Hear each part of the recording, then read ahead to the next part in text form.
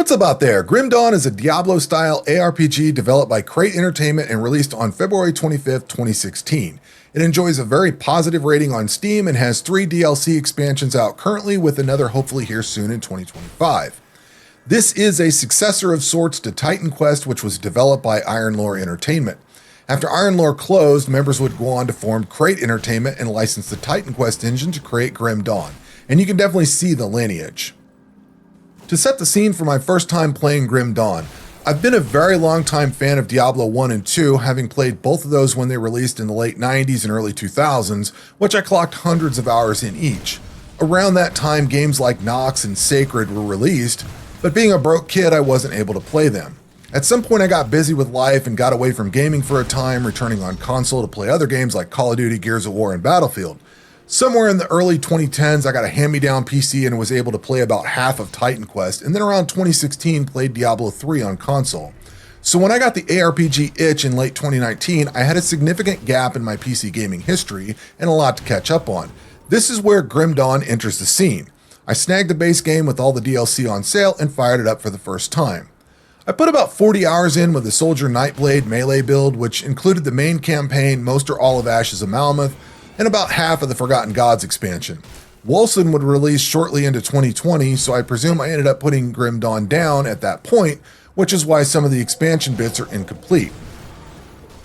When I left things off, I had a strong desire to come back and play, to try some different builds out and maybe check the game out on higher difficulties. However, once I dug into and completed Wolcen, other games took over, so I didn't make it back until late 2024. Since first playing Grim Dawn, I've now played Wolcen, Last Epoch, Path of Exile, Diablo 4, Diablo 1 again after many years, a number of other lesser-known ARPGs in various stages of release or early access, and most recently Path of Exile 2, which I had expected to spend a lot more time on. However, Path of Exile 2 being in early access and a bit of a miss for me got me thinking about other ARPGs. I briefly went back to Path of Exile 1, but since Grim Dawn has an expansion out soon, it became clear that I'd need to replay this before that came out. Given the years between first playing this and the other newer ARPGs I've played since, I had concerns that the gameplay would not hold up. I know Crate has patched it quite a bit over the years, and we do have an expansion on the way, so it should have been good, but concerns were still there. Overall, I think Grim Dawn still holds its own and was nowhere near as aged as I had initially expected. Since completing this run of Grim Dawn, I've now started Titan Quest, which by comparison is the clunky aging game I expected Grim Dawn to be. Targeting enemies in Titan Quest is middling at best, and many quality of life features we enjoy in Grim Dawn are missing as one would expect from an older game. For this run through Grim Dawn, I wanted a gun-based build, so opted for Demolitionist Inquisitor. With that decision made, I fired off into the game and immediately ran into odd controls. There is a dodge that I mapped to the spacebar, formerly the pause button, and potions I mapped over to the 1 and 2 keys like other games rather than what the default is. You can map move only to left click, but I opted for my main gun attack there. It's kind of cumbersome to learn at first, but basically makes my build a single click. I have to mouse off of monsters in order to move, but makes sense for this ranged build that I have going on. I think I also had to set the tab to the map, but otherwise the controls are stock and feel good. I've got a video comment here and there, something to the effect that I shouldn't try to force Path of Exile controls into Grim Dawn or other games like this, but my muscle memory says otherwise. I've been bouncing around between several ARPGs over the course of a day for various reasons, and I find that I die far less if the controls are kept common, much like Call of Duty standardized FPS controls. Surprisingly, the game plays really well. Movement and controls are pretty fluid overall, things like picking up items off the ground flows nicely, and I have no complaints for how the game plays. The graphics are a bit soft, and I put in many hours with the stock textures. At some point I decided to check out what mods were available and found Grimtex, which is a pretty big improvement to the general fidelity. Grimtex is a complete texture overhaul to the base game. You simply download it, extract it, and drop it in the correct game folder. The engine picks it up, and the next time you launch the game, you'll have noticeably crisp textures. No need to replace texture files, and if you want to revert, you can just delete the Grimtex folder. I'm kind of surprised Crate hasn't bothered to incorporate this into the base game at this point, but since it's a mod, it's easily found and installed. I highly recommend using this mod to bring the game up to more modern visuals. Moving over to the story and how it's told.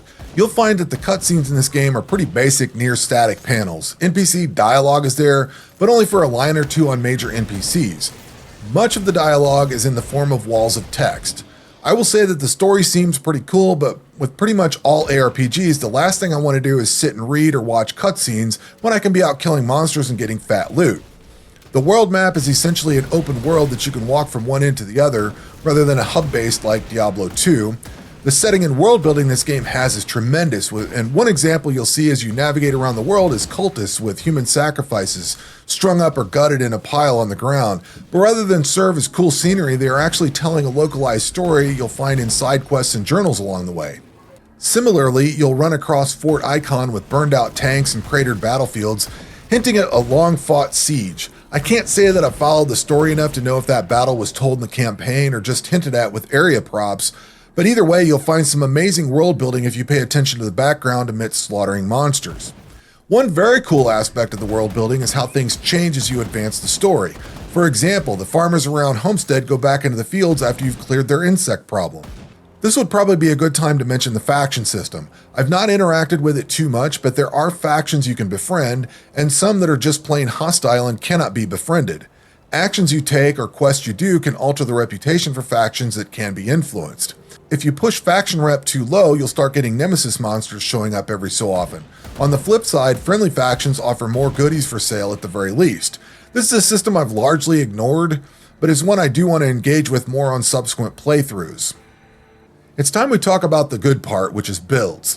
If you have all the DLC, you'll find 9 classes total to choose from, and each character can dual class, meaning you can have a lot of combinations to choose from. I don't remember what I was doing with my original melee build. Fortunately, Steam kept my cloud save, so I still have it to refer to. I do remember that all the affixes on gear, the devotion constellation tree, and multiclassing were pretty overwhelming when I first played this in 2019. Since playing Path of Exile, which is miles more complicated than this, Grim Dawn seems pretty simple. It's not as simple as Diablo 4, but maybe more in line with Last Epoch, which means I think you'll find a really good variety in builds. For my gun build this go around, I went all in on Firestrike for my main skill with Blackwater Cocktail for a bit. I started getting a lot of gear with bonus levels to Granados, so swapped the Cocktail over to that.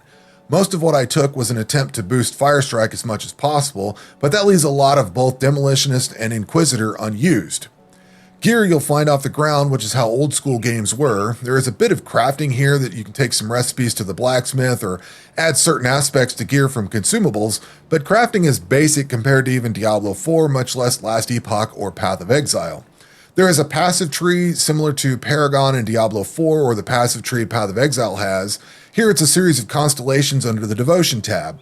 It's a bit of a nightmare to navigate, but a very cool concept. There are certain NPCs you talk to in order to respec both your skill choices and devotion points. Leveling happens pretty naturally as you kill monsters in the world and do quests. This I'd compare to Path of Exile 1. PoE 1 has this really well-designed leveling experience that dumps you out of the main campaign at just the right place to start mapping. Grim Dawn doesn't have mapping, but the general XP gain you have throughout feels area appropriate to get you out of the main campaign on normal difficulty ready for bumping up to expert. All this sounds pretty good, but what kind of replayability is there? I'm sitting right at 75 hours into Grim Dawn at this point, which is over 2 playthroughs running most or all of the DLC both times.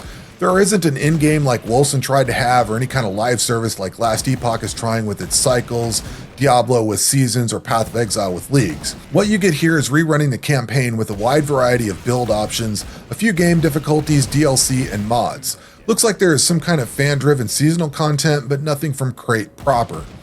For difficulty options, you'll start with normal difficulty, which has a veteran toggle that adds monster quantity and some other differences.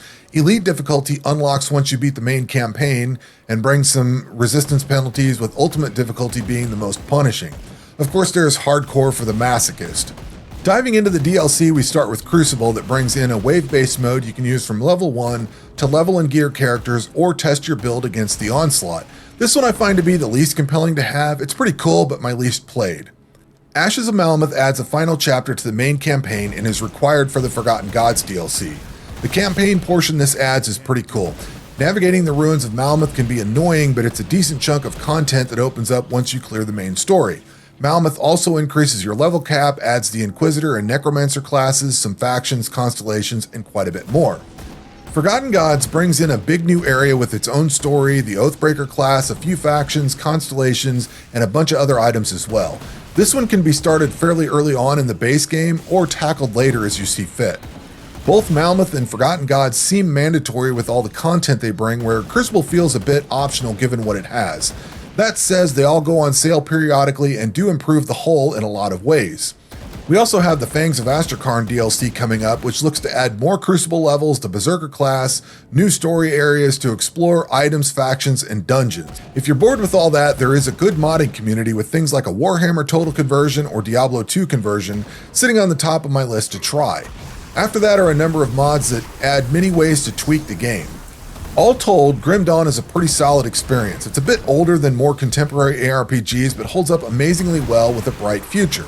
I'll be doing another run when Astrakarn releases to check out the new class and areas, but that's going to do it for this one. We will catch you on the next one. Take care.